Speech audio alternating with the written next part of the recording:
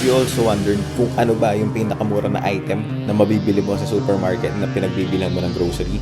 At ayun yung aalamin ko ngayon. Kaya nandito ako ngayon sa Landers Nuvali para alamin kung ano nga ba yung pinakamura na item na mabibili ko dito. At habang papasok ako dito sa Landers ay bigla akong naisip, di ba yung mga bilihin dito puro bultuhan o bundle kasi nga membership supermarket? Ginagawa ko tong video na to ay dito ko lang na-realize na sobrang laki pala ng Landers na to. At dapat din na mahanap ko kagad yung item na yun dahil kasabay ko rin sila Angel sa pag-grocery.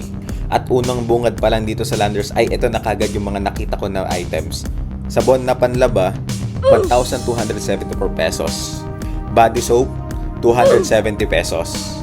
Tabing aisle ay diaper na 539.95 pesos, M&M's na 110.95 pesos, at saging na 141.10 pesos. Para malaman nyo rin kung ano pa yung mga item na nakita ko dito at kung ano yung pinakamura